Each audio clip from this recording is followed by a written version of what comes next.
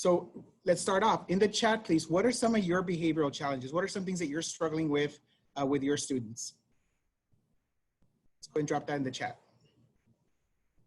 And while you do that, I'm just going to continue here. By you putting that information in there, it's going to kind of guide me a little bit. So what are some things that you are struggling with, or that you feel may be a challenge for you during this time of remote learning and school starting up, or maybe even before that, before we went to this online learning? What were some things that you were struggling with your students?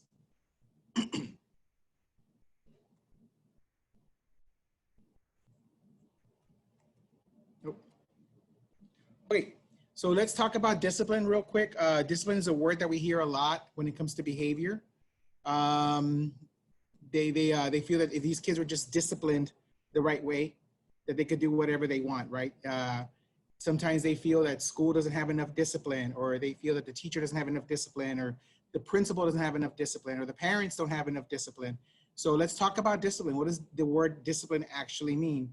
The word discipline means to teach. So as parents, we are the first teachers for our children.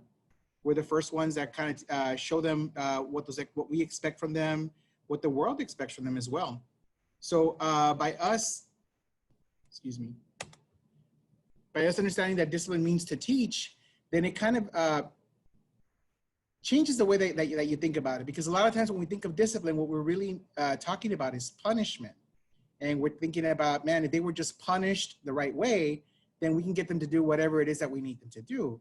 But, you know, we look around at our jail systems, for example, it's filled with people who are repeat offenders. So if punishment was really going to change behavior, those would be some of the best behaved people on earth, because they've been punished.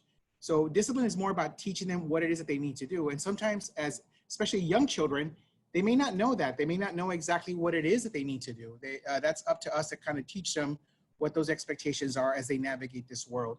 So by us nurturing our children, that means that we are supporting them. You know, I always think about, you know, when the babies, when they're really, really tiny kiddos and they start walking. Think about that scenario when you have a little tiny baby and they start walking. Think about how supportive we are when they start walking. They start balancing just a little bit. Man, we make a big deal about that, right? We're clapping our hands, even if they just fall right back down, right? We're so excited that they just stood up on their two little legs. And then they're trying to balance and they're trying to take that first step. And we get so excited about that. That's very reinforcing as a person. Imagine if you had somebody like that in your life, that anytime you tried something new, you had a cheerleader in your corner. You had somebody that was just rooting for you, that was so just behind you 100% of the way, trying to cheer you on. It's the same thing with our students, right? And with our children. So finding that child takes the first step, or maybe they walk 2 or 3 steps to get to somebody, and we celebrate that. We are so excited about it. You know, and you think about all that support that went into them taking that first step. You know, they didn't get it right the first time. They didn't get it right the 3rd or the 8th or the 12th time. They just kept at it until eventually they were able to balance. They were able to kind of, you know, move their body forward, right, or backwards, and stay on their 2 feet. And we were very supportive. We were very loving. We were very nurturing for them while that was happening. Somewhere along the line, that changes, especially when it comes to behavior. If our child is maybe, you know, a little aggressive, or they're having some issues at school, that support sometimes kind of fades. You know, it's easy for us to sometimes get angry or lose our patience with them and stop being so supportive without really thinking if we ever really showed them how to do that. So I'm gonna ask you to kind of keep that in mind. You know, if sometimes when we're correcting behavior, are we still being those nurturing parents that we were when they, you know, at 13, at 15, at 18? Are we still being those nurturing parents that we were when they were a year old, a year and a half old, and they were learning how to you know, walk, or when they were maybe learning how to ride their bike, right? Things like that. So when you understand that you're the first teacher for your child, you understand that, you know, you need to kind of teach them and show them what the world expects from them and what you expect from them. So you help them understand your expectations. You help them manage their feelings, right? One of the things that we're trying, and I'm seeing we're starting to get away from, is when a child does hurt themselves, or they, you know, they end up somewhere where maybe they're crying and they're very upset about something. You know, it's very popular to say, you're a big boy or you're a big girl. but that doesn't tell me anything. That doesn't tell me how I should behave, right? It just tells me I'm a big boy and I'm a big girl. And really what it's communicating is you're not supposed to express your feelings. You're not supposed to communicate your feelings. You're not supposed to get somebody to help you with that. You're just supposed to suck it up and move on, right? And that's the wrong message, because we do need to help them figure this out. Now, some kids, they have that innate sense where they can kind of manage their feelings and they manage their emotions very, very easily, and they know what to do. But for other students, we may need to maybe show them how that looks like, or how to do some of that stuff. And we're gonna get into that right now. The last bullet here is to help them problem solve. Oftentimes as parents, you know, and I have 3 boys myself, oftentimes as parents, we want to go in there and we want to fix it for them. It's just so much easier, right? It's so much easier. We just get in there and we fix it for them. This way, things can keep moving on forward. But by us doing that, we're not really teaching them what the, how to problem solve or how to fix it themselves. So it continues to be us swooping in, trying to fix their behavior, continues to be us swooping in, trying to fix their situations. And in reality, we're not giving them any skills. We're not giving them any knowledge of what they could do maybe to fix this. So something that I'm seeing like at the early childhood centers where we have 3 and 4-year-olds is whenever there's a disagreement or wherever there's a dispute, or maybe 2 kids are fighting over the same toy, what I'm starting to see is teachers coming in there and doing some problem solving with them, right? So problem solving may look like this. We may have 2 students, let's say 2 boys, fighting over a red truck. This teacher may approach them and say, and take that toy from them, but instead of saying, I'm gonna take the truck and nobody can play with it until you learn how to share, right? Instead of saying that, she helps them problem solve. So the teacher may say something along the lines of, okay, boys, we have 1 truck and we have 2 boys that wanna play with it. How do we fix it? And you really are putting that responsibility back on them. They have to try to come up with some solutions. They have to try to come up with some problem solving strategies to try to fix this. Will they always get it right? No, that's where we come in. That's where we come in and we guide them a little bit. But I wanna encourage you in your own life, don't just swoop in and fix your problems for your child or your student. Strategize with them. Have that conversation with them and see what they can do what they can come up with to maybe try to solve some of those problems. Mr. Ignacio, we have some great chat comments that I'd like to read to you. We have a gentleman who says, my son is shy and scared to speak up for himself. Also, another parent says, my child gets easily distracted and it's hard to get them back on track. Yep. Not complying soon after being told or asked to do something. And another parent mentions positive reinforcement that doesn't involve food, how to stop a tantrum. I'm kind of giving you some of the guides of what the parents are asking for. And another parent says, trying to work from home, keep an ear out for what he needs to be doing. And they're cooking dinner, trying to balance everything else. So those are some of the chat comments. Right. Yeah, I was trying to. Thank you for that. So it's not non-compliance. Easily distracted. Easily distracted. If they're shy, how do we encourage them to speak up? Positive reinforcement that doesn't include food. And then trying to navigate everything with now that we're in remote learning. How do we do the things that we're responsible for, and then also try to work with our child and their behavior, right? So that was another one. Okay. And how to redirect in a positive way. Okay, yeah, we're gonna get into some of this, and some of these are more specific. I may not be able to cover them, but I will share my information, and I'm available if y'all want to workshop some of these situations. I'm hoping that I give you something today that will at least maybe give you a starting point. Somewhere that you can kind of jump off, and then because some of these are gonna require a little bit more thoughtfulness. I don't just want to give a you know, like a blanket answer and then think it's gonna take care of you. Shyness. So for some of these, we're gonna get into it a little bit.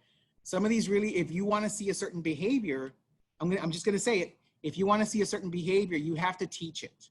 So just like we taught them, for example, how to make their bed, or we taught them maybe how to, you know, take the trash out, or we taught them how to set the table, or we taught them, you know, what the expectations are when we go to church or when we go to Chuck E. Cheese or whatever that may be, right? Every single setting has its own set of expectations. Just like we taught them to do all that, when it comes to behavior, we have to teach first. It's not enough to say share. It's not enough to say be nice. Students may not know what that means, right? And in all honesty, you know, why do we have to share? And I know it's a weird thing, right? But we hear it all the time. You have to share. Well, nowhere else in life is that true. You know, if you're eating a steak dinner at a restaurant and somebody walks by and they look at your steak and it looks really, really good to them, you're not obligated to share your steak with them, right? So it's also a good skill to teach kids to say something like, I'm playing with this right now. When I'm done, you may have it, right? It's also an important thing to teach students that if they're asking for something and somebody else is using it, then what else can they do? So instead of us coming in to solve the problems for them, it really should be, how do we help them strategize? How do we help them practice something different? So whether it's shyness and not being enough to speak for themselves, okay, maybe we practice that. Are they shy all the time? Are they just shy about certain things? You know, we can kind of workshop that with them. If they're easily distracted, okay, so let's look at how much attention can they possibly give. So the magic number when it comes to attention is 1 minute for every year of age, okay? So if they're 3 years old and they can give you 3 minutes of attention, that's right there where they need to be, right? That's 3 minutes of attention. Here's the kicker, ready? 1 minute for every year of age plus or minus 2. So a 3-year-old can maybe give you up to 5 minutes of dedicated attention on a task, or they may give you 1 minute on a dedicated attention on a task. Both are developmentally appropriate because again, these are just averages, right? Now, we can work with the child to help them build their stamina, to help them, you know, stay on attention and stay on task. We can help them, we can do some things to help them with that. But we can't expect a child who is maybe giving you a minute's worth of attention to then give you 20 minutes worth of attention. We may have to build up to that. Even as adults, it's hard for us to stay focused for more than 15 or 20 minutes at a time. So I'll be 51 in a couple of weeks, right? If I had to give you 1 minute of attention for every year of age, I'm giving you an hour's worth of attention. That's not gonna happen, right? So as adults, I think we max out right around the 15 or 20 minute mark. What we do in the classroom when that happens is if the children have been sitting for a while, we ask them to stand up and maybe go to centers or rotate or turn and talk to your neighbor, or we do some kind of call and response, anything to stimulate the brain where it changes it. Because so for now, for this whole time, they've been receiving all this information. We will implement a state change. So now they're doing something different. They're talking to their neighbor, they're writing, they are moving to a different area. They are standing up and sitting down. They're voting. They are responding to the teacher. And that resets the brain and buys us another 3 or 5 minutes worth of their attention. So on some of these, I'm going to get a little bit more information as we go through this, but please feel free to put it in the chat if there's something that I'm not hitting or something that maybe I didn't explain very well. Also, I'm going to ask you for a huge favor. I have a tendency to talk really, really fast. So if I'm starting to talk real fast, please, Ms. Hess, say something to me or anybody, go ahead and just slow me down a little bit and I will do my best. Okay. I will keep you on track, Mr. Ignacio. Thank you. So when it comes to responding to misbehavior, put it in the chat. Whose behavior can you control? Or if you want to unmute yourself, whose behavior can you control? Just ours. Just ours. That's the only person's whose behavior we can control. Okay, and the second bullet says that stress impacts hardly our own. Yeah, that's true. So stress impacts everyone's behavior. So not just students, right? So we see our students, we feel it, right? We feel it when we're stressed. When maybe we've been at work all day and maybe we get home and it's a little messy and the first words out of their mouth is, "Mom, what's for dinner?" Right? And maybe they've been home all day. And you just need a moment to yourself, right? We feel that stress, and stress can impact our behavior. Stress can also impact the behavior of our children, right? And it's hard to think about that sometimes. Like, what could kids be stressed about? Man, when I was a kid, I wasn't stressed about anything. Well, that's a nice thought, but if you think about it a little deeply, you probably were. You probably had some things that you worried about, or some things that you weren't very sure about at some points in your life. So stress impacts everyone, not just the adults. It also impacts the children. As an adult, I think it's important that we understand that everybody feels anger. Like that's just a normal response. Like everybody feels it. And when I'm working with students sometimes, and especially the ones that have some behavior issues or challenges, especially the ones that have like aggressiveness or are angry a lot, this is a conversation that we have all the time. We talk about how everyone experiences anger, and I'll tell them your mom gets angry, and they're like, oh yeah. Like your dad gets angry, like, mm-hmm. Like your principal gets angry, Tim Duncan gets angry. You know, we have these, LeBron James gets angry, and they start like, yeah. Where what we want to also communicate to them is that while it's okay and it's true that everybody feels anger, how we respond to it is what really matters. So while I may feel angry, it's not okay for me to put my hands on you. It's not okay for me to say certain words to you just because I'm angry, right? I need to figure out how I deal with that. So here are some things for us adults to remember when we become angry, and it's going to happen, right? We come home and the child did something they're not supposed to do. Maybe they broke something. Maybe they're just riding your last nerve and you blow up. So here's some things, and it's easier said than done, right? We've all been there. My wife likes to tell me when I get mad at my boys, my wife likes to tell me, hey, aren't you the positive behavior guy? Right? And yeah, she had to bring that up. But it's true, right? We all get angry. And so I've had to work on myself on this, and I'm going to encourage you to do the same. So when you get angry, stop and think about it before you react. You know, calm yourself down. Talk about the problem in I statement. So it's not you disappointed me. You're an idiot. I can't believe you. Right? It's really much it's I. So let's say for example, you were looking for your scissors and you knew your child had your scissors and they lost them. They don't know where those scissors are now. So instead of saying you're always losing stuff, you're so irresponsible, you know, instead of saying those statements, maybe you can really address the problem, right? I need those scissors because I need to finish this sewing project. It might be something that you could say. So that way we're talking about the actual problem at hand, right? Because we all mess up every once in a while. Don't take everything personally. This one is tough, right? I know in the classrooms, we tell teachers Q-tip, quit taking it personally, because sometimes it's not about us. We got to think about, why is this behavior happening? Is the child frustrated about something? Are they stressed out? Are they hungry? Are they, you know, having some kind of a sensory overload? We really have to think about that, right?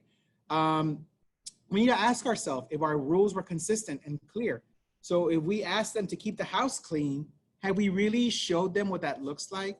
Have we maybe walked them through a clean house, maybe take some pictures and really make that an example of this is what a clean house looks like, versus just saying something as overarching as keep the house clean, be nice, share with your brother. Like, we really want to be very, very clear about what we mean by some of these rules. And I think as an adult, it's very important for us that when we mess up, for us to have that conversation, right? For us to say, you know what, I'm sorry. And we want our kids to be nice. We want our kids to share. We want our kids to apologize when they mess up. I think we need to model that for them, right? We need to show them what that looks like. And sometimes that may mean sitting down with our child and letting him know, hey, you know what? I messed up, and having that conversation with them, right? And maybe trying to find a way forward. I'm gonna just check the chat real quick because I saw some stuff come up. Oh, I got an LOL. Yeah, all right. So any questions about this as we're about to go into the next part? Is there any question about there? Something that just doesn't sit right with you, or are we all in agreement with this? Okay, we're okay with this. Again, feel free to unmute yourself if there's something that you want to say or something that you want to definitely get across to me. One last thing, when I'm working with students on this, yeah, go ahead. Oh, like I know this is about us, and we can't control like everybody else's behavior, but Yes, how can we encourage our kids to stay motivated to learn remotely when they're being ignored or they feel rejected, you know, because then that also reflects back towards their behavior, you know, how are they going to act because they're being ignored, you know, and things okay. like that. Okay, I wrote motivation down. I wrote down here something I need to address. That's going to be different for everybody because we're all motivated differently. May motivate me, may not motivate you, right? For example, what is something that motivates you highly? I'm sorry? What is something that motivates you very highly? My kids. Right, but like something for you, like maybe a night out, dancing, or going out for a big meal. What's something that might motivate you? Eating. Huh? Eating. Eating, right? So Yes. if I were to tell you, if you get this whole house clean, right, I'm going to take you out to a fabulous dinner on Friday night, that would be very motivating for you because yeah, absolutely, you want to go have that dinner. For somebody else, that may not work the same way because they may not be motivated by that. So when it comes to motivation, we really want to look at, and I can talk to you after this is over because I want to keep us on track. We want to look at what are some things that can motivate this child, and I'm going to share something with you that might help you with that. Okay. Okay, so I'm going to share this other part of the presentation now. When it comes, so we were talking about, let me get back to this. So we were talking about this, right? Responding to misbehavior and about the things that we can do. Mm-hmm. When it comes to our students, I'm going to show this other part of the presentation now. When it comes to our students, what I do with them to figure out their behavior is I call this the chill out plan. So basically what I do with a student is I'll sit with them and I'll try to identify what are some things that anger them or frustrate them or stress them out or upset them. We make a list. We'll make a list. And this will be just a list like on a loose leaf sheet of paper. And what I'll do is I'll put it in a folder. And every time I go back to the campus to work with them, I ask them if they maybe discovered something else that upsets them or something else that angers them. And we'll just keep adding to the list, right? Number two, I ask, how do you typically respond when you're triggered? Like, what do you normally do when you become upset or stressed out or frustrated? And they'll be very honest with me. You know, some will say they'll throw things, they'll cry, they'll run out of the classroom, they will say things that they're not supposed to say, right? They'll be very, very honest with me. Every once in a while, I get a Sharpie that says, I take a deep breath and I count to 10, right? Every once in a while that happens, so that's good too. So then I ask them, part two, right? It's like, what happens when you react this way? Like, what happens to you? It's like, well, I get grounded, I get suspended, my mom gets mad at me. Like there's really repercussions to their behavior, right? For them behaving this way. So part 2A, I get them to start recognizing what happens in their body. So physiologically, what do you notice when you start becoming angry or stressed out or upset? And you know, that's really important because some kids will tell me that they don't really know. They've never really thought about it. And after they think about it for a little bit, they'll say things like, you know what? I notice my heart races. When I get really, really angry, I notice that my throat hurts. I notice that I feel like I want to punch somebody, right? Some will say I feel hot. I did have one kid say that his brain itches. I don't know what that means, and I don't know exactly how he explained that, but in his rationale, he told me my brain itches when I become upset. So then the last part of this chill out plan is I asked him, okay, what's a more appropriate way you could respond? So you didn't get to sit where you wanted to sit in the classroom. You didn't get to do what you wanted to do. So what is something more appropriate that you can respond instead of throwing a chair, instead of cussing the teacher out, instead of running out of the classroom? What's something else that you can do? And we'll brainstorm some ideas. And every time I go back, every single week, I'm pulling out that sheet of paper, I'm sitting down with that student, and we're trying to work through some of these. Is it perfect? No, it's not. It's not 100% of the time. But over time, they start recognizing some of these things that happen to them. And the chill out plan looks like this, and it may be hard to see, but it's very, very simple. It's not a fancy form. It's nothing that's like super hard to do. This is a chill out plan. This is what I do with students. The other one that I do with maybe if they're younger students, right? I do something called the good plan and the bad plan. And the good plan, bad plan looks like this. So I'll ask them to think about what was the thing that upset them, how did they handle it, and what was the result of that. So it looks like this. This is a student here. He said, she was in my space. All right, so if she was in your space and he drew it for me, what did you do? Well, let's start with the bad plan. The bad plan is on the right side. He yelled, move it. As a result of this, she became scared and sad and didn't want to sit with him anymore, right? So what would have been a better plan? A better plan is on the left. Move over, please. And as a result, they're both happy and they continue to sit with each other.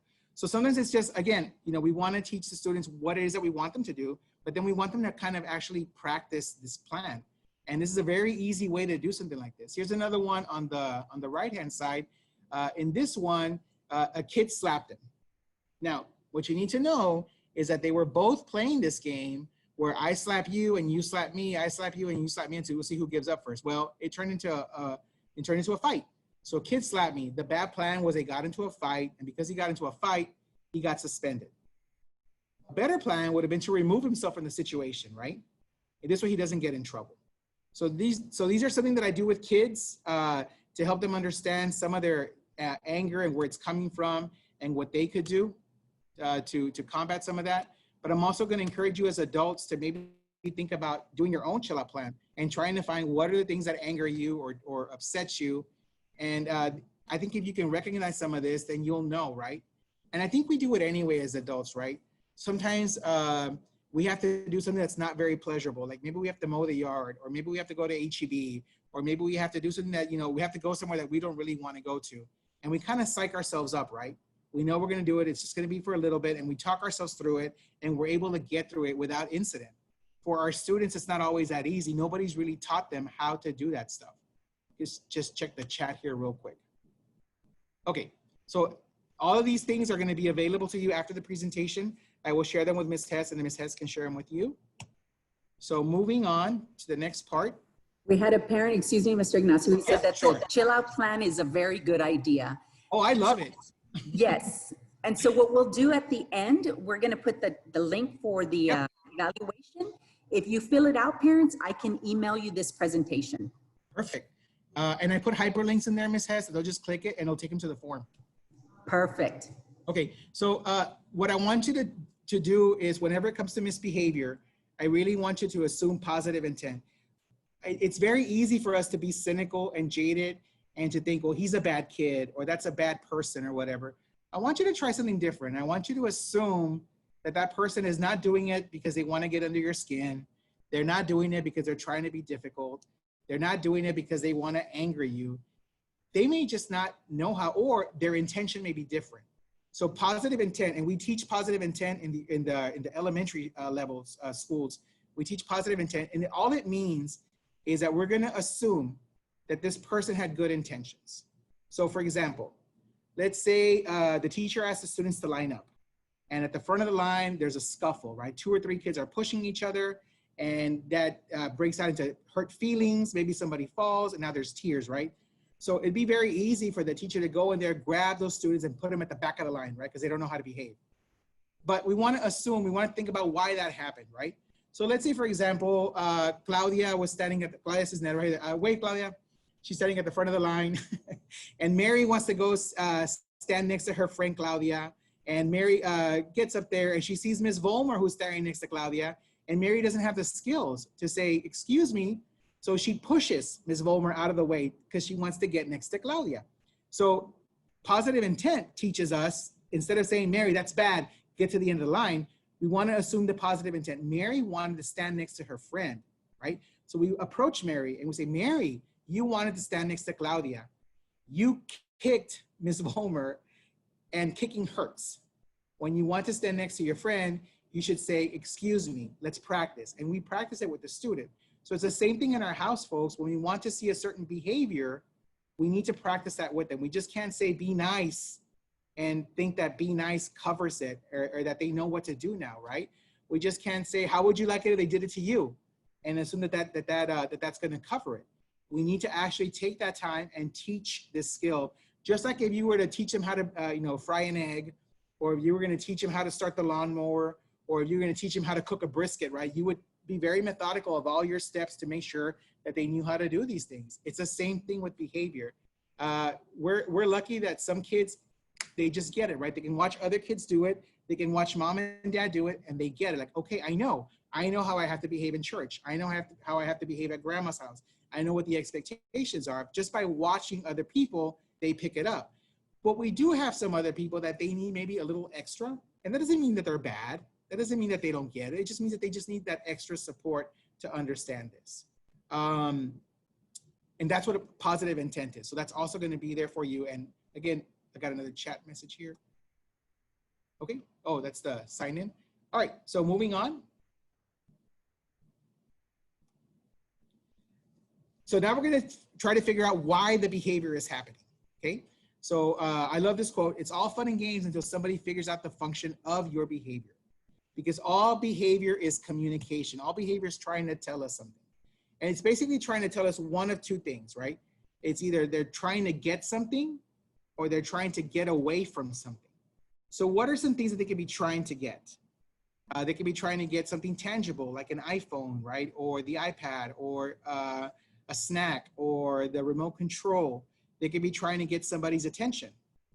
Or they could be trying to get something sensory. If they're sitting somewhere and they're freezing, they may want to move somewhere where it's a little warmer. And we see this in the classroom sometimes, where a student will stand up because maybe they're warm and they want to get to where it's cooler, or they're too cold, they want to get to where it's warmer, or maybe they just feel that they need to move around a little bit.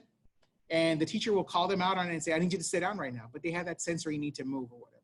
It's the opposite is also true, that they may want to get away from something. They may want to get away from, for example, you're outside and you hand them a rake, right? And you say, here you go. And they run away from that. They want to get away from doing the work, right? If the teacher asks them to open up a math book and they have a meltdown or a tantrum, or they run out of the classroom, then, you know, we understand that that's something that they don't want to be doing at that moment. Now, we're going to work on it, right? Because it still has to get done. Those leaves need to be raked. The math needs to happen. We're going to work on a plan to come up with, to help that teacher and help that student. They could also be trying to get away from your attention. If they know they messed up and you're coming for them and maybe just have that conversation with them, they may be trying to get away from that attention. And again, we already said they may be trying to get away from sensory. So I want you to think of behavior as communicating these two things always. They want to get something or they want to get away from something. And once you understand that, it makes it a lot easier to address the behavior. I put this little graphic together. We're going to try to decode behavior, to try to take behavior apart, to try to figure out why does it happen. The first column that I want you to focus on, anytime you're trying to figure out somebody's behavior, so whether they're shy or whether they're not motivated, or whether they're, what's the other one that we said? They're non-complying. They're not complying with your directives. Any of these things, we always want to describe and think about that behavior. What does it look like and what does it sound like? So when I'm working with a teacher, I won't let them get away with like, well, he has a tantrum or he's just mean. That doesn't tell me anything. But if they tell me something like, well, he puts his head down, then that tells me something, right? He puts his head down when he doesn't want to work. Because when somebody says he has a tantrum when it's time to do math, a tantrum can look so many different ways. A tantrum could be the child running out of the classroom. A tantrum could mean a child getting under his desk and crying. A tantrum could mean that he throws his book across the classroom. But a tantrum could also be that he puts his head down on his desk, pulls his hoodie over, and just doesn't want to do anything. That's also a tantrum, right? So it's very important for me to know what that looks like and what it sounds like. So we always want to start whenever we're trying to decode behavior, whether it's shyness or easily distracted, or that they're not complying with us. We want to talk about what does it look like, what does it sound like. The next thing that I want you to think about is the one right before behavior. So that's antecedent. So what is something that happens right before you see the behavior? Because could that be triggering the behavior? Could that be feeding the behavior, right? So I want you to think about this. If there is something like, for example, every time we say it's time to go to bed, right? It's time to go to bed, and they start running around the house and they don't want to go to sleep and they're making more noise or whatever, then we know that's the antecedent. Just mentioning bedtime triggers them easily to have that behavior, right? Then the third one I want you to look at is consequence. Now, consequence, again, I want you to move away from punishment, because consequence is not a punishment. A consequence is something that happens immediately after the behavior happens. What you need to know about consequences, this is something that we may be doing that is maintaining that behavior. So for example, if it's a shy student and we're never practicing those skills for that student to not be shy because we're always coming in, saving the day or speaking for them, then what's their motivation to get out of that shyness, right? If the child is non-complying with you, if you ask him to do something, he doesn't comply with you, and then you remove that directive, right? You remove that demand, then what's the motivation to comply? Because you're gonna remove that anyway. I'll give you an example of a consequence. I went to go observe a student in a classroom, and this student had been pretty much during reading time. He would run around the classroom and be very distracting. So I walk into the classroom, I introduce myself to the teacher. He runs and gets on top of a table. And he says, Miss Martinez. And Miss Martinez runs over there and she puts her arms around them and she's like, oh, no, Mikey, don't do that. When you do that, Miss Martinez gets so scared that you're gonna fall off the table and you're gonna hurt yourself. And it just worries Miss Martinez, and she puts him back down, right? She comes back to talk to me, to tell me about what the observation or whatever. He does the exact same thing, runs on top of a table, but this time he's holding a truck. And he's like, Miss Martinez, I'm gonna hit her. What do you think Miss Martinez did? Unmute yourself if you think you know what Miss Martinez did. Ran to him and took the toy away. She did not take the toy away. She hugged him, she hugged him, and she swayed him. And, oh, Mikey, no, don't do that. Miss Martinez worries so much when you climb the tables. I'm afraid you're going to get hurt, and you don't want to hurt your friends. So what do you think? What do you think is the function of the behavior? What is his behavior communicating? He wants a hug, attention. He wants attention. You got it. He wants attention. So once we figured that out, that's all about Miss Martinez's attention, then we can come up with a plan for him. So here's what happens. Every time Miss Martinez would sit down to do the read aloud, Miss Martinez sat at the front of the room and she read her book. Mikey was very distracting. He would try to get in the other kids' spaces. He would interrupt her. He was trying to get up there with her. So she goes to do her read aloud and he runs out of the classroom this time, right? But he runs into a safe space. They have like a little garden outside this classroom. There's nowhere he can go. And Miss Martinez was about to run after him. I'm like, nope, stop. You go do your read aloud. And she's like, but he's gonna be out there. I'm like, is he gonna get hurt? Is there something that can mess him up? She's like, no, there's nothing out there for him. I'm gonna keep an eye on him. I'm watching from the window. You go do your read aloud. So she does. She goes to sit down. She starts reading her book. Well, Mikey's like looking out from the window, like he's waiting for her to come out, and she's not coming. And so then he gets up right by the door to see like why she's not coming for him, right? And she's just reading her read aloud. So he opens the door, he walks in, he sits on the carpet, and you can see he's like processing like what just happened. Because whatever had been maintaining that behavior, that consequence of her running out and giving him attention was removed. So it interrupted that behavior. We were able to put him on a plan to kind of help him with that. But it's very important to figure out that maybe sometimes we are doing things ourselves. It's very important to figure out that we may be doing something that's keeping that behavior the way it is. And that's not always the case, but we need to really reflect on that and think about that. The last thing that I want to bring your attention to on this slide is setting event. Now, setting event is going to be something that's beyond your control that may be impacting their behavior. So for example, they're hungry, they have an earache, they're teenagers, I'm kidding. They maybe they had a fight at school with their best friend, right? They broke up with their boyfriend or girlfriend. And these are things that may be impacting their behavior. That has nothing to do with you, mom and dad, but it's going to impact their behavior. We just need to be aware of that so we know how to approach. I'm checking the chat real quick. Yep. Oh, yeah, here's one. When my son is not praised, he tends to ignore the teachers. That's absolutely true. He's very much just needing some attention like we all are. And one of the things that we tell teachers all the time is to really notice when those students are asking for attention, especially if they're doing things the right way. They're completing their work, they're staying on task, they're transitioning the way they're supposed to. We should be paying attention to that. We should be acknowledging that and praising them, because if we don't, then what gets communicated to the students is the only time you pay attention to me is when I act out, when I misbehave, when I don't do what I'm supposed to. That's the only time you pay attention to me. And for little ones, attention is attention. It doesn't matter if you're giving it to them for good reasons or bad reasons. Now they got your attention. That's what they want. So once they figure that out, then the misbehavior will definitely increase. Okay, so moving forward, the next part of this presentation, something that we do at school to help with behavior, and I'm going to tell you how you can do this in your house, is something, it's called PBIS, it's Positive Behavior Intervention Supports.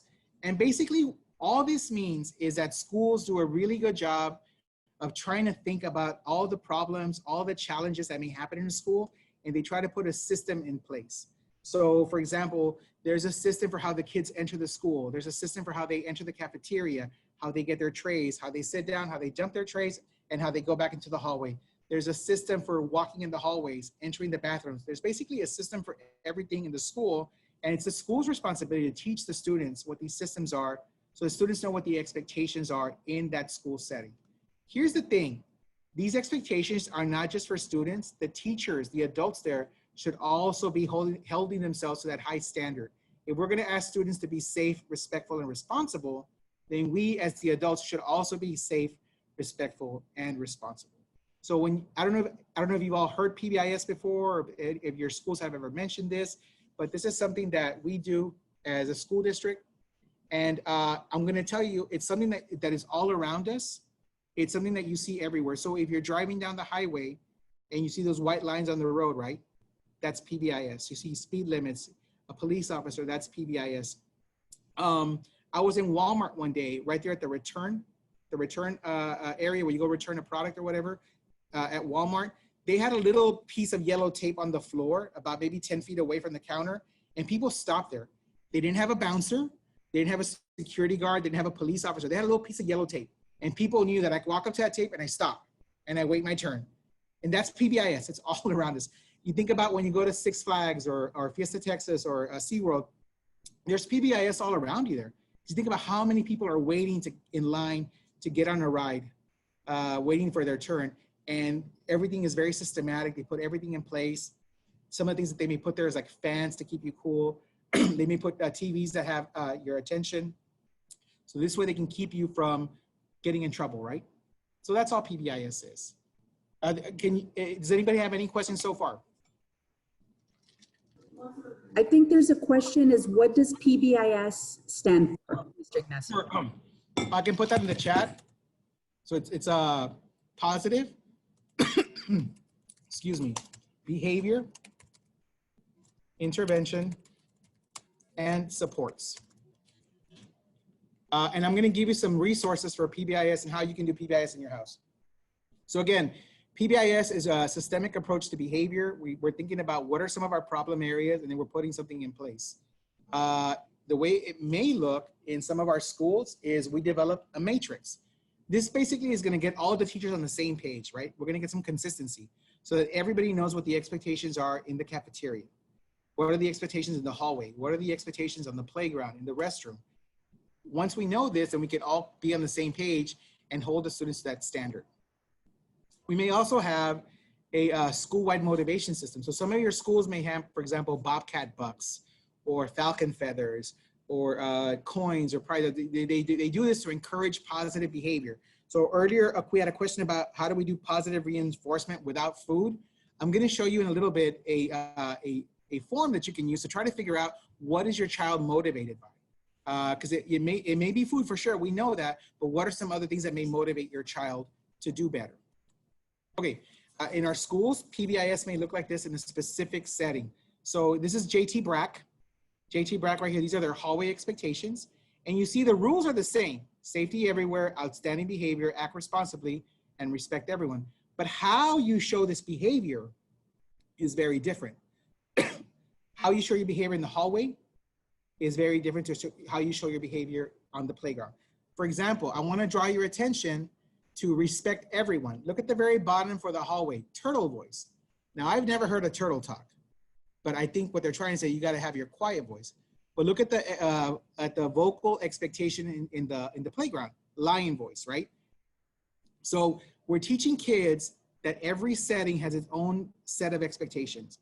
And a lot of our students already know this. You think about how your student maybe behaves, like let's say in church, right?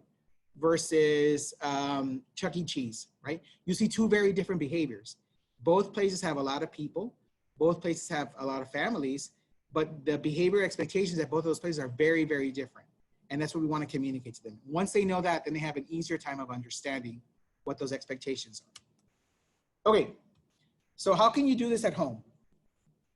So I ran some research, and these are the 6 things that kept popping up as far as to do PBIS at home. And remember, the reason why we might want to do PBIS at home is because we're anticipating what are some problem areas, what are some challenges that we're having, and then how do we put stuff in place. So if, for example, if a challenge is that I'm a parent and I have to work at home and I have to keep my kids on task with their learning, logging into Zoom on time, attending to their teacher's information or whatever, what are some things that we can put in place to help them with that? So the ones that I focused on in this is number 1, set family routines. And then also number 6 and number 1, number 3, and number 6 are the 3 that I picked for us today.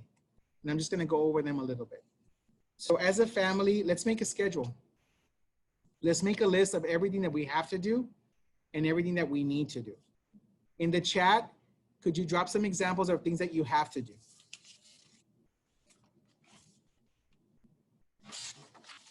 And then also drop some examples of things that you need to do.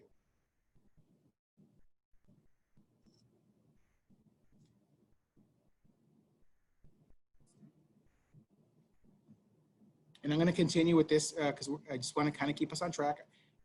And I'll share my information afterwards. Get dressed, school, cook, that's correct. So we make a list of those things and then we put them on a schedule. Setting home expectations. This is, again, could be something you do as a family, but it may be something you want to do as a parent. So what do you want to see as the parent? What do you want to see? And after you, so maybe it's that they get up, they go to their computer, they log into Zoom on time. They are there for the whole 45 minutes or hour session, whatever that is. And then they log off and they put everything away and they can go on to their next activity. So as a parent, then we have to think about what can we do to help them with this? So some things that we may do is, like, for example, structure the environment. If the students have a workspace that they can count on, that they know that once they get there, their laptop is there, they have paper, they have pencils, they don't have to be walking around all over the house looking for this, and that's going to make things a lot easier for them. We look at that, it comes up again, we want to teach whatever that expectation is. So we just can't tell them to do their work. We just can't tell them, hurry up and do your work. That doesn't tell me anything. We may want to teach them what that means and what that looks like. We want to observe to make sure that they are doing it correctly. If they're doing it correctly, then we want to interact positively. We want high fives. This is where some of the reinforcement may come in to let them know that they are doing it correctly, that we structured it for them, we taught them how to do it, and they are doing it. So we want to definitely praise them. Whenever we see the misbehavior returning, or we see that maybe they're just not quite getting it, that's when we correct. So I want you to notice in this list right here, the very, very last thing on this list is correct. And I think oftentimes as adults, we jump straight to correct without stopping to think if we structured the environment for them. Did we teach them what that expectation is? Did we even observe them doing the behavior correctly? You know, did we reinforce them positively for that? If we've done all those things and they're still not getting it, okay, let's look at our system. What do we need to change up a little bit? You know, maybe they need to have their charger there with them. Maybe there's a bright glare coming in through the window that doesn't allow them to see their computer screen correctly, right? So we have to think about all these things if we want them to have success. Think about the places that you like to go shop and the places that separate you from your money. They figured out how to structure all this to get that behavior from you, right? They have friendly staff that greets you. Everything is where you want to find it, right? Maybe they even entice you with coupons or discount codes, right? Just to get you to spend more money there. They've structured all of this for you to try to encourage that behavior. So what can we do in our house to encourage that positive behavior from our student? Lastly, we want to definitely model and promote some kind of emotional wellness. It should not be, you know, work all the time. We should be taking care of ourselves and our students. So what are we going to do to promote that? I'm going to encourage you to put that on your schedule. Put that somewhere, sometime that you could maybe, you know, do some yoga or meditate or have a family game or even just a meal together, right? It's really, really difficult right now to have all of these things. My wife is an occupational therapist, and with kids going back to school right now, she doesn't get to start on her therapy till like 2 o'clock in the afternoon. So then she goes till about 8 o'clock in the evening now. She used to start at 8 in the morning and go to about 2 or 3, 4 in the afternoon. Now she's starting later. So we have to do without some of those things, but we should still be trying to find times where we can maybe come together as a family and do some of these things that are going to keep us connected. And then lastly, be kind to yourself. You know, I found this quote and I thought it was powerful. Working and parenting and teaching are 3 very different jobs that cannot be done at the same time. It's not hard because you're doing it wrong, right? Nobody's doing this right. It's hard because it's too much. Do the best you can when you have to pick, because at some point you will choose connection, right? So maybe it's just Netflix every once in a while, right? And that's okay. That's all I have for them, Ms. Hess. I do have some resources here that they can click on. These are all hyperlinked. I have some in English and Spanish. There's all sorts of resources on the digital learning playground for them. We have newsletters that we create for parents here in the S'mores. The behavior plans that I showed them earlier are right here. There's gonna be Positive Discipline for Parents is a good guide here. And then of course, PBIS.